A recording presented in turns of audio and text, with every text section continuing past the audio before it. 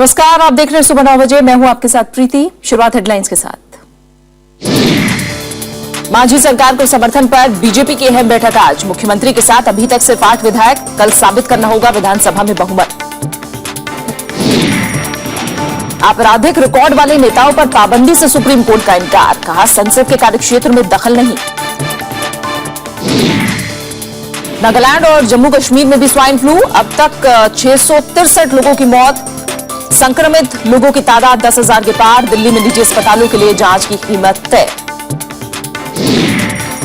सीमा पर साझा निगरानी को लेकर भारत बांग्लादेश के बीच सहमति। आरक्षित सीमा क्षेत्रों में सुरक्षा बलों की होगी तैनाती। मानव तस्करी पर रोक के लिए मिलकर करेंगे कार्रवाई। और जिनेवा में एचएसबीसी के मुख्यालय पर स्विट्जरलैंड पुलिस का छापा। टैक्स चोरी और मनी लॉन्ड्रिंग का मामला दर्ज। दस्तावेजों की जांच जारी।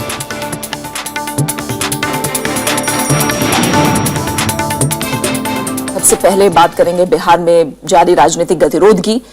मांझी को समर्थन देने के मुद्दे पर बीजेपी आज अंतिम फैसला करेगी।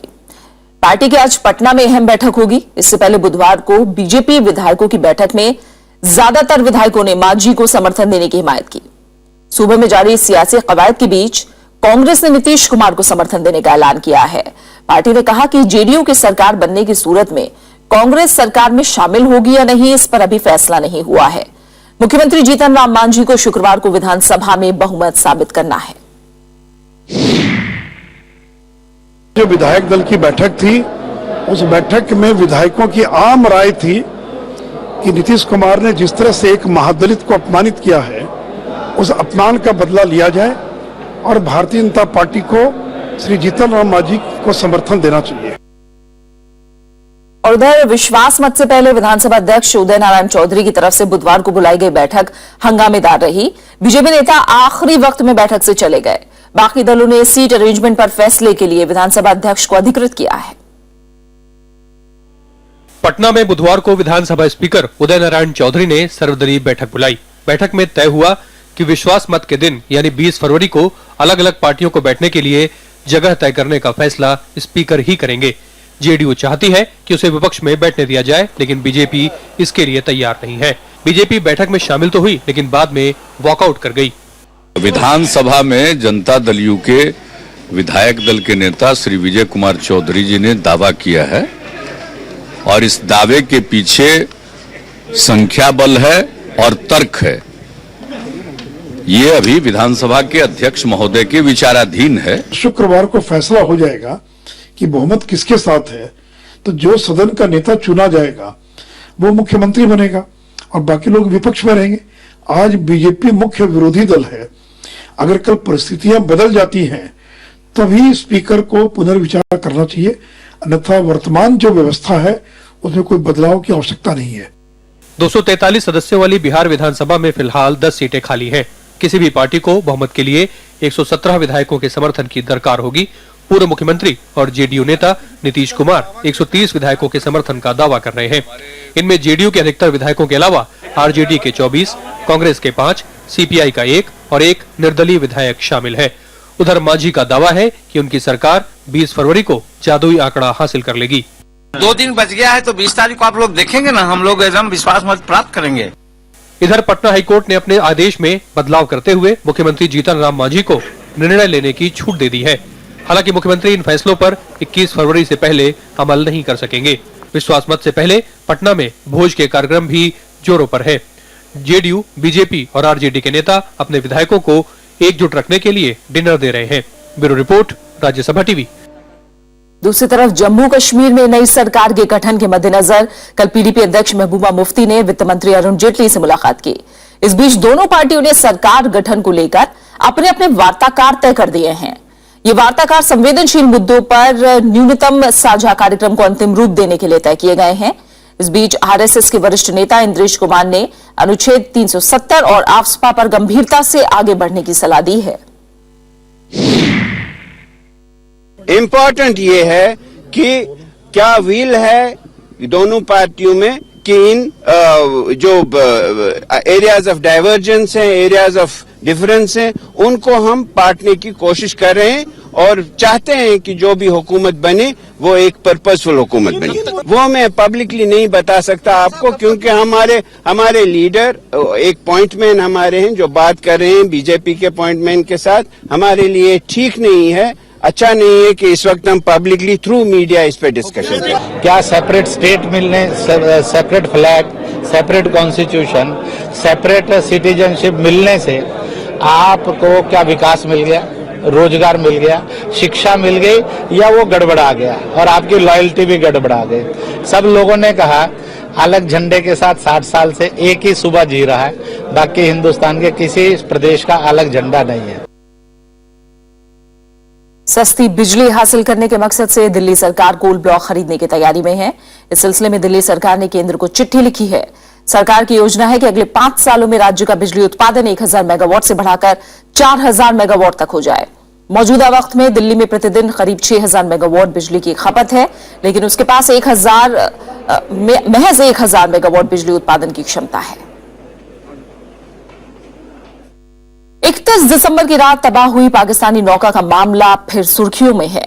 कोस्ट गार्ड की डीआईजी बीके लोशाली के बयान को आधार बनाकर अंग्रेजी अखबार इंडियन एक्सप्रेस ने कहा है कि उस नौका में तटरक्षक बल ने आग लगाई थी, लेकिन रक्षा मंत्रालय अपने इस बयान पर कायम है कि नौका में संदिग्ध आतंकी सवार थे। I hope you remember 31st December night. We blew off the Pakistan. We have blown them off.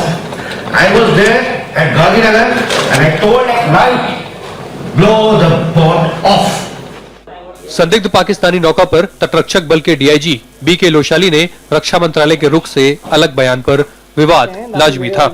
विवाद बढ़ा तो लोशाली ने प्रेस कॉन्फ्रेंस कर बयान को गलत तरीके से पेश करने का आरोप लगाया। तो मुझे इसके बारे में पूरा इन्फॉर्मेशन भी नहीं थी इस ऑपरेशन के बारे में, क्योंकि मैं अलग चीज देख रहा था। तो जो कोट किया गया है वो उससे मैं नहीं संतुष्ट नहीं हूँ, और मैं फिर से दोबारा बोलना चाहूंगा कि वो बोट ने अपने आप को खुद आग लगा ली थी। रक्षा मंत्री अब भी अपने पुराने बयान पर कायम है। मनोहर पर्रिकर ने कहा था कि नौका में बैठे आतंकवादियों ने ही उसमें आग लगाई थी। रक्षा मंत्री ने लोशाली के खिलाफ कार्रवाई के संकेत भी दिए। If someone tomorrow makes a statement which is incorrect, at the most you are making a case of a disciplinary proceeding against him. I told you so clear. We stand by what we said. हालांकि विपक्षी दल रक्षा मंत्री से सफाई की मांग कर रहे हैं। कांग्रेस का कहना है कि अगर ऐसा नहीं हुआ तो पाकिस्तान इसका फायदा उठा सकता है। भारतीय डिफेंस मिनिस्ट्री को जिस तरीके से ये मसले को वो लोग ले रहे हैं वो बहुत ही हल्के तरीके से ले रहे हैं, और इतना महत्वपूर्ण मसले को जिस तरीके से डिफेंस मिनिस्ट्री डील कर रही है वो शोभनीय नहीं है बल्कि निंदनीय है। Government must come clean and explain everything to the people and the country. Otherwise, people will start questioning: is it the sign of good governance or is it the sign of bad governance? BJP रक्षा मंत्री के बचाव में उतर आई है। Party ने पूछा है कि कांग्रेस को इतनी जल्दबाजी क्यों है। जब हिंदुस्तान की सरकार ने टेरर बोर्ड के मामले में इंक्वायरी ऑर्डर किया था, अब उसका रिपोर्ट भी आ चुका है, तो कांग्रेस को इतनी जल्दबाजी क्यों थी?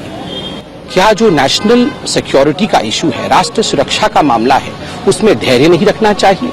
31 दिसंबर की रात पोरबंदर की समुद्री सीमा में एक पाकिस्तानी नौका संदिग्ध स्थिति में दिखी थी। जब तटरक्षक बल ने नौका का पीछा किया तो उसमें आग लगा दी गई और फिर धमाका भी हुआ। तब कोस्ट गार्ड ने 26/11 जैसे हमले को नाकाम करने का दावा किया था। आज भी साफ नहीं हो सका है कि ये बोट किसके इशारे पर और किस इरादे से भारत की तरफ आ रही थी। Bureau report, Rajya Sabha TV. प्रधानमंत्री नरेंद्र मोदी ने रक्षा आधुनिकीकरण पर जोर दिया है। उन्होंने कहा कि विदेशी रक्षा कंपनियों को विक्रेता की जगह रणनीतिक भागीदार बनना चाहिए। बेंगलुरु में प्रधानमंत्री ने कहा कि रक्षा तंत्र को विकसित करना मेक इन इंडिया का मूल मकसद है।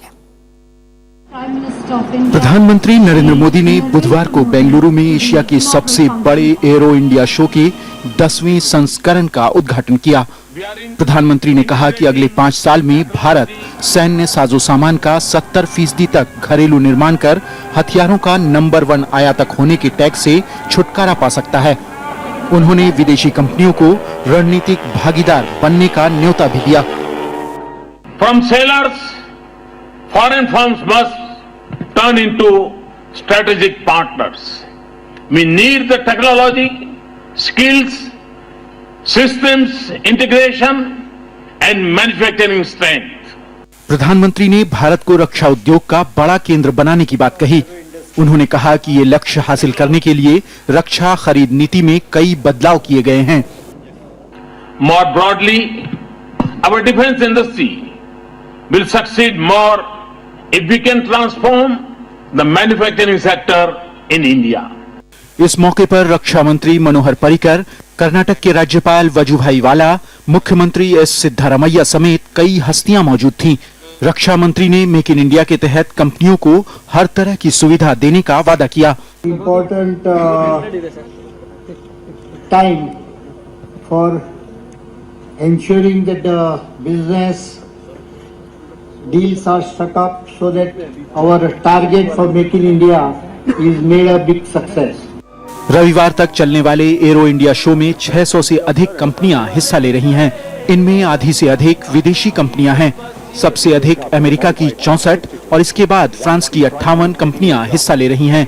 भारत के अलावा अमेरिका, स्वीडन, ब्रिटेन, चेक गणराज्य की टीमें तरह तरह के करतब भी दिखाएंगी। Bureau report, Rajya Sabha TV. प्रधानमंत्री नरेंद्र मोदी ने मानसिक बीमारी को लेकर समाज में फैले अंधविश्वास को दूर करने की अपील की है। उन्होंने मानसिक रूप से अस्वस्थ लोगों के प्रति समाज का नजरिया बदलने की नसीहत दी। बेंगलुरु में निमहंस के 28वें दीक्षांत समारोह में प्रधानमंत्री ने कहा कि डॉक्टर समाज में इस रोग से फैले भ्रम को मिटाने में आगे बढ़कर काम करें। आप कल्पना कर सकते हैं कि मानसिक बीमारी के प्रति देखने का समाज का रवैया और उसमें से बदलाव लाना है। और ये हेल्थ रिलेटेड विषय है, ये फिजिकल प्रॉब्लम है, इसके सॉल्यूशन उस रूप से निकल सकते हैं। और बीमारियों को जैसे ट्रीट किया जा सकता है, इसे भी किया जा सकता है। सुप्रीम कोर्ट ने न्यायिक सक्रियता के नाम पर संसद के अधिकार क्षेत्र में दखल देने से इनकार कर दिया है। मुख्य न्यायाधीश अचल दत्तू की अगुवाई वाली 3 सदस्यीय पीठ ने कहा कि गंभीर अपराध में आरोप तय होने पर चुनाव लड़ने के अयोग्य ठहराए जाने का आदेश कोर्ट कैसे दे सकता है। ऐसा करना संसद के क्षेत्राधिकार में दखल देना होगा। सुप्रीम कोर्ट गंभीर अपराध में आरोप तय होने पर चुनाव लड़ने के लिए अयोग्य घोषित करने की मांग से जुड़ी याचिका पर सुनवाई कर रही थी। सुनवाई के दौरान कल कोर्ट ने यह टिप्पणी की। कोर्ट ने यह भी कहा कि गंभीर अपराध में आरोप तय होने वाले व्यक्ति को मंत्री बनाए जाने के मामले में सुप्रीम कोर्ट के 5 न्यायाधीशों की संविधान पीठ पहले ही फैसला दे चुकी है। जब ऐसा व्यक्ति मंत्री बन सकता है तो कोर्ट उसे सदस्य बनने से अयोग्य कैसे ठहरा सकती है। कोर्ट ने कहा कि अगर ऐसा किया गया तो यह अदालत से दोषी ठहराए जाने से पहले किसी को दोषी मान लिए जाने के समान होगा। इस मसले पर आज भी बहस होगी। फिलहाल यहां रुकना एक छोटे से ब्रेक के लिए, और ब्रेक के उस पार आपको दिखाएंगे 17वें भारत रंग महोत्सव के समापन की झलकियां।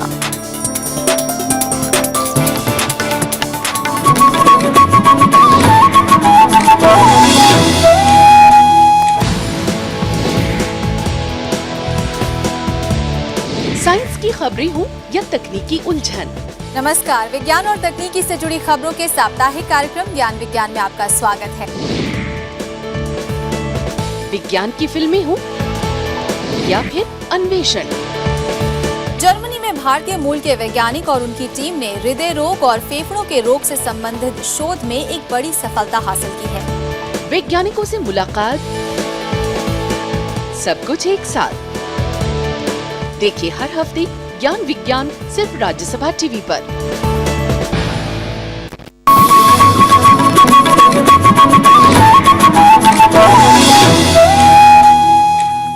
स्वाइन फ्लू से संक्रमित लोगों की संख्या 10,000 को पार कर गई है। इस रोग से अब तक 663 लोग अपनी जान गंवा चुके हैं। गुजरात में बनने वालों का आंकड़ा बढ़कर 167 जा पहुंचा है। दिल्ली सरकार ने स्वाइन फ्लू टेस्ट की कीमत तय कर दी है। अब कोई भी निजी लैब टेस्ट के लिए 4500 रुपए से ज्यादा कीमत नहीं ले सकती। इस बीच स्वाइन फ्लू ने नागालैंड जैसे राज्यों तक अपने पांव पसार दिए हैं। हिमाचल प्रदेश में भी मौत का पहला मामला सामने आया है। आंकड़ों से साफ है कि H1N1 वायरस का असर कम होने का नाम नहीं ले रहा है। संक्रमित लोगों की तादाद लगातार बढ़ती जा रही है और मरने वालों की संख्या 663 तक पहुंच गई है। केंद्रीय स्वास्थ्य मंत्री जेपी नड्डा का कहना है कि देश के किसी भी हिस्से में दवाओं की कोई कमी नहीं है और अस्पताल हालात से निपटने में सक्षम हैं।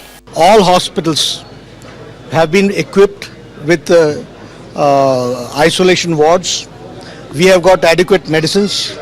Government of India is monitoring on day-to-day basis for the past 2 months. इस बीच दिल्ली सरकार ने स्वाइन फ्लू के टेस्ट के लिए कीमत तय कर दी है। अब कोई भी निजी लैब टेस्ट के लिए 4500 रुपए से ज्यादा नहीं वसूल सकती। हमने सभी हॉस्पिटल्स को ऑर्डर दिया था कि स्टॉक को डबल किया जाए। कल डिलीवरी आ चुकी है। स्टॉक के साथ हमने बफर स्टॉक डबल कर दिया है। तो हमने सभी जो टेस्टिंग लैब्स हैं आज उनको दिल्ली में ऑर्डर दे दिया है और रेट को फ्रीज कर दिया है कि मैक्सिमम रेट स्वाइन फ्लू के टेस्टिंग का 4500 होगा। इससे कम आप ले सकते हैं, ज्यादा नहीं ले सकते। स्वाइन फ्लू के वायरस ने देश के करीब आधे राज्यों को अपनी चपेट में ले लिया है। इस मर्ज से सिर्फ 16 और 17 फरवरी के बीच 39 और लोगों की जान चली गई। गुजरात में कल 12 लोगों की मौत हो गई, जिससे यहां मरने वालों की संख्या 167 तक जा पहुंची है।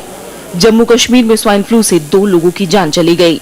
यहाँ पे हमने आज तक इसी महीने ज्यादातर हो गए 71 केसेस हमने जो कंफर्म किए हैं, लेकिन उनमें 2 की डेथ हुई है। बाकी लोग जो उनको ट्रीटमेंट मिला वो गए हैं। जो है एक की डेथ भी हो गई है हमारी। And the patient was from जो था वो ठानपुरी से था। और उसमें मैं ये भी एक बात हाईलाइट करना चाहूंगा कि पेशेंट जो था वो क्रॉनिक पेशेंट था। उसकी एज नो डाउट उसकी एज 45 ईयर्स थी। नागालैंड में भी एक महिला के स्वाइन फ्लू से संक्रमित होने की पुष्टि हुई है। राजस्थान में अब तक 183, मध्य प्रदेश में 90, पंजाब में 26 और हरियाणा में 17 लोग स्वाइन फ्लू की शिकार बन चुके हैं। Bureau report, Rajya Sabha TV. और अब खबर आगामी बजट को लेकर।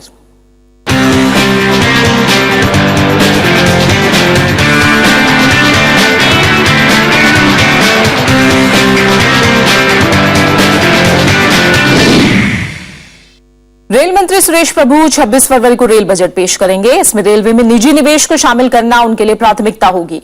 उद्योग जगत को उम्मीद है कि सार्वजनिक निजी भागीदारी और एफडीआई को लेकर रेल बजट में संकेत होंगे। रेल मंत्री सुरेश प्रभु अपना पहला रेल बजट तब पेश करने जा रहे हैं जब अंतर्राष्ट्रीय बाजार में कच्चे तेल की कीमतें लगातार गिर रही हैं।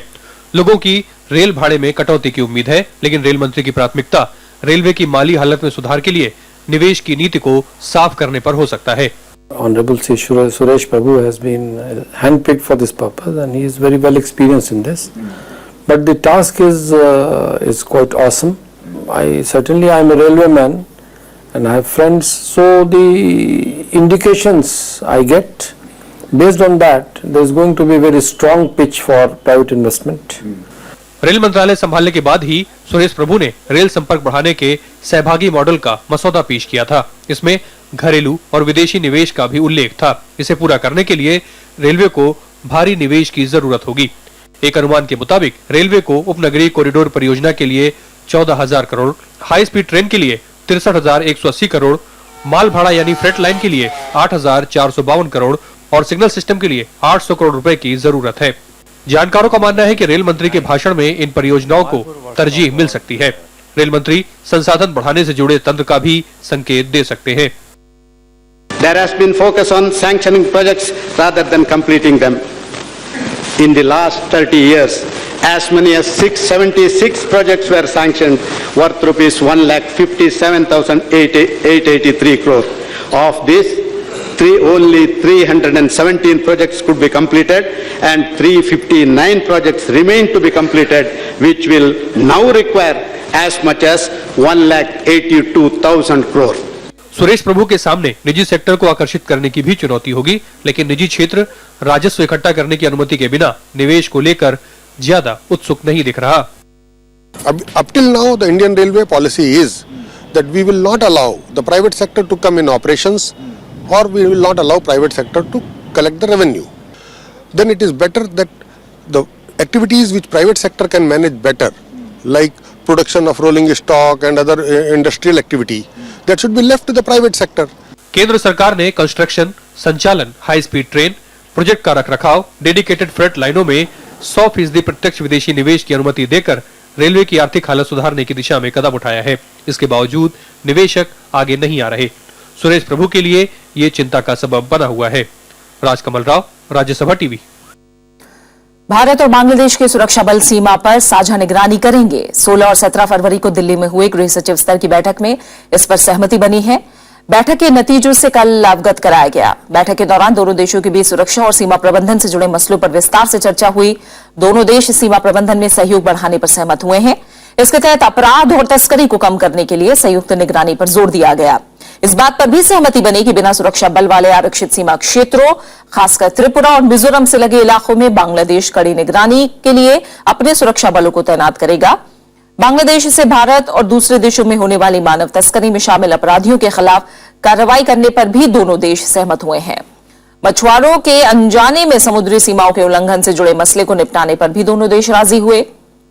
सद्भावना दिखाते हुए दोनों देशों ने मछुआरों को उनकी नौका के साथ वापस भेजना शुरू कर दिया है। विदेश सचिव एस जयशंकर को सार्क यात्रा पर भेजे जाने के फैसले से भारत पाकिस्तान के बीच रिश्तों की जमी बर्फ पिघलने की उम्मीद जगी है। राज्यसभा टीवी संवाददाता अखिलेश सुमन ने इस मसले पर बात की वरिष्ठ पाकिस्तानी पत्रकार नजम सेठी से। नजम सेठी पाकिस्तान वाले हिस्से के पंजाब के मुख्यमंत्री रहे हैं, पाकिस्तान क्रिकेट बोर्ड के चेयरमैन भी रहे हैं और फिलहाल वे पाकिस्तान की मशहूर पत्रिका फ्राइडे टाइम्स के प्रधान संपादक हैं। सेठी साहब, प्रधानमंत्री नरेंद्र मोदी ने अभी फिलहाल सार्क देशों के सभी प्रधानमंत्रियों को, राष्ट्रपतियों को फोन करके शुभकामनाएं दी क्रिकेट के लिए, तो क्या आपको लगता है कि उन्होंने कोई क्रिकेट डिप्लोमेसी की शुरुआत की है? देखिए, क्रिकेट डिप्लोमेसी तो पाकिस्तान इंडिया में चलती रही है ना, ज़िया उल हक साहब के जमाने से चल रही है। तो ये एक बड़ा अच्छा मौका होता है ये बातचीत को फिर शुरू करने का। लेकिन उन्होंने विदेश सचिव को सार्क यात्रा पर भेजने का भी घोषणा किया है कि विदेश सचिव सार्क यात्रा पर जाएं, पाकिस्तान भी जाएंगे।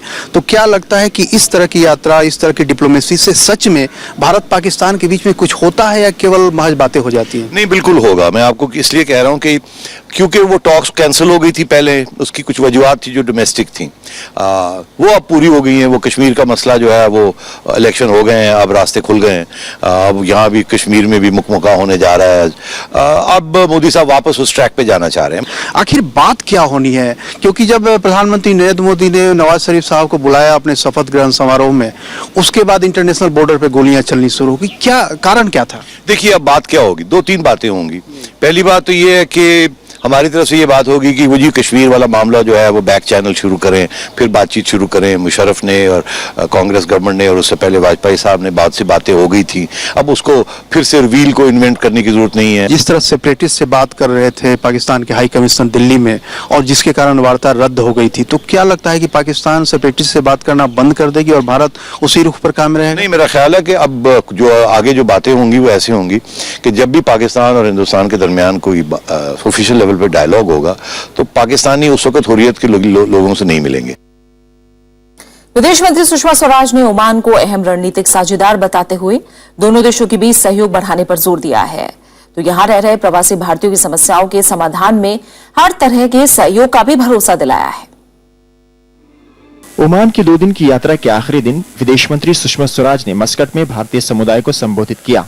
उन्होंने कहा कि भारत में इस समय आर्थिक विकास के लिए बेहतर माहौल है। सुषमा ने प्रवासी भारतीयों से देश के विकास में बढ़ चढ़कर भागीदारी निभाने का आह्वान भी किया। The government has invited both foreigners and NRI entrepreneurs to come and join in these efforts. In this context, I would like to congratulate the Indian community in Oman for their strong presence at the recent Pravasi Bharatiya Divas 2000. Bharat ने दोनों देशों के बीच रणनीतिक संबंधों की समीक्षा की और हिंद महासागर क्षेत्र में स्थिरता और सुरक्षा को बरकरार रखते हुए रक्षा और समुद्री सहयोग को विस्तार देने का भी फैसला किया। So they discussed anti-piracy operations, cooperation in maritime security and other issues relating to the Indian Ocean where Oman and India are maritime neighbors. Sushma Swaraj ने भारत ओमान के राजनयिक संबंधों के 60 साल पूरे होने के मौके पर एक लोगो भी जारी किया। Bureau report, Rajya Sabha TV. अब काले धन के मसले से जुड़ी एक अहम खबर। स्विट्जरलैंड पुलिस ने ब्रिटेन के जाने माने बैंक HSBC के मुख्यालय पर छापा मारा है। पिछले कुछ समय से बैंक पर यह आरोप लगता रहा है कि वो दुनिया के अमीर लोगों को टैक्स चोरी करने में मदद करता है। उसके ग्राहकों में भारतीय भी शामिल हैं। छापे में बड़ी संख्या में गुप्त दस्तावेज मिले हैं, जिसके बाद बैंक के खिलाफ आपराधिक मामला दर्ज कर लिया गया है। जिनेवा में मौजूद HSBC का ये मुख्यालय लंबे समय तक टैक्स चोरी करने वालों की पसंदीदा जगह रहा है। लेकिन काले धन की सारामगाह में बुधवार को तब खलबली मच गई जब स्विट्जरलैंड के अटॉर्नी जनरल ओलिवर जोर्नॉट ने यहां छापा मारा। पूरे दिन चली तलाशी के बाद बड़ी संख्या में गुप्त दस्तावेज मिले।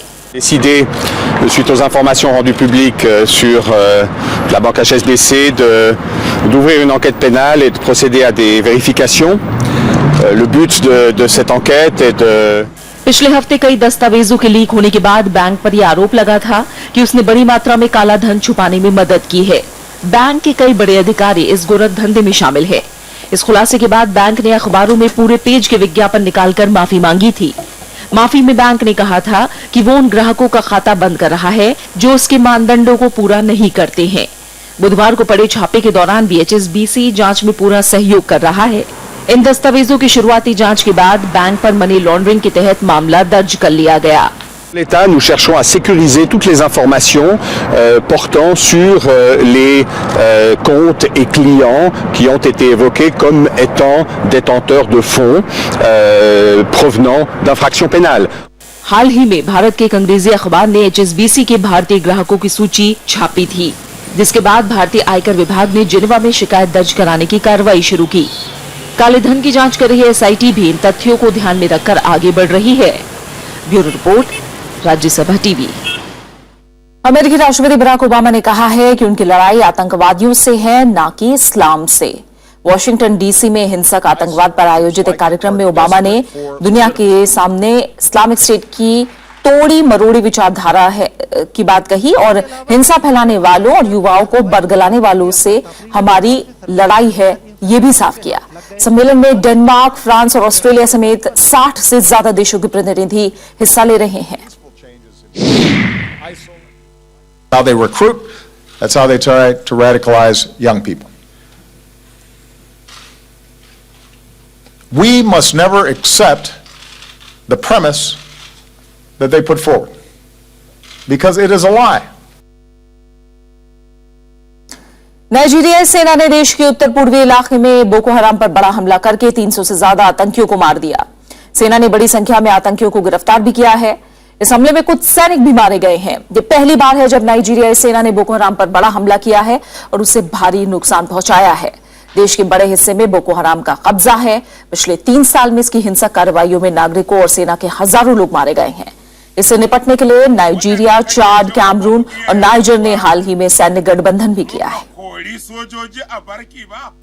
वहीं यूक्रेन में संघर्ष विराम का उल्लंघन लगातार जारी है। यूक्रेनी सेना और रूस समर्थित अलगाववादियों के बीच संघर्ष अब देबाल्सेव शहर तक जा पहुंचा है। अलगाववादियों ने मिन्स्क समझौते को यहां लागू करने से साफ इनकार कर दिया है। यूक्रेन में सेना और अलगाववादियों के बीच टकराव का केंद्र अब देबाल्सेव बन गया है। कल यूक्रेनी सेना ने अलगाववादी हमलों के बीच देबाल्सेव छोड़ दिया। वापसी के दौरान 6 सैनिकों की गोलीबारी में मौत हो गई और कई जख्मी भी हो गए। इस बीच यूक्रेन के राष्ट्रपति पेट्रो पोरोशेंको ने आर्तेमिस पहुंचकर वापस लौटे सैनिकों से मुलाकात की। उन्होंने अलगाववादियों के खिलाफ सेना की कार्रवाई पर संतुष्टि जाहिर की।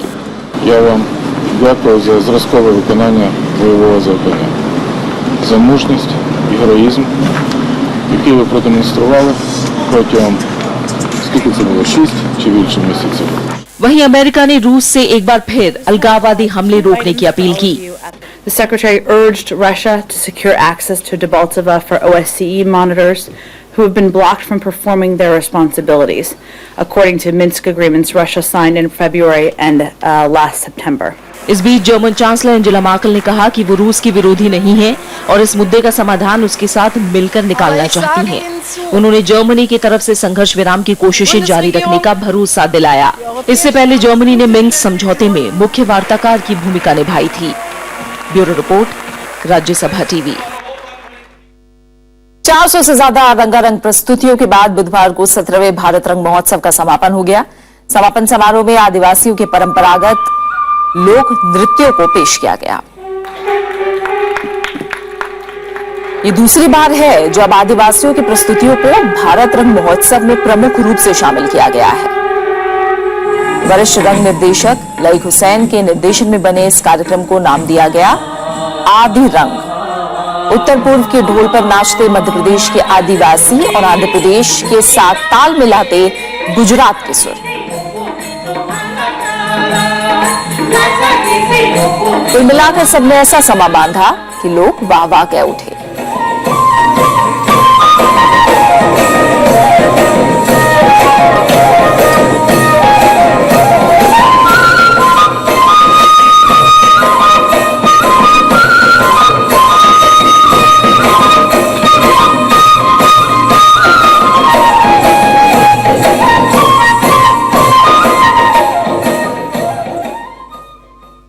और अब आखिर में हेडलाइंस पर एक नजर। मांझी सरकार को समर्थन पर बीजेपी की अहम बैठक आज। मुख्यमंत्री के साथ अभी तक सिर्फ 8 विधायक, कल साबित करना होगा विधानसभा में बहुमत। आपराधिक रिकॉर्ड वाले नेताओं पर पाबंदी से सुप्रीम कोर्ट का इनकार, कहा संसद के कार्यक्षेत्र में दखल नहीं। नागालैंड और जम्मू कश्मीर में भी स्वाइन फ्लू, अब तक 663 लोगों की मौत। संक्रमित लोगों की तादाद 10,000 के पार। दिल्ली में निजी अस्पतालों के लिए जांच की कीमत तय। सीमा पर साझा निगरानी को लेकर भारत बांग्लादेश के बीच सहमति। आरक्षित सीमा क्षेत्रों में सुरक्षा बलों की होगी तैनाती। मानव तस्करी पर रोक के लिए मिलकर करेंगे कार्रवाई। जिनेवा में HSBC के मुख्यालय पर स्विट्जरलैंड पुलिस का छापा। टैक्स चोरी और मनी लॉन्ड्रिंग का मामला दर्ज, दस्तावेजों की जांच जारी।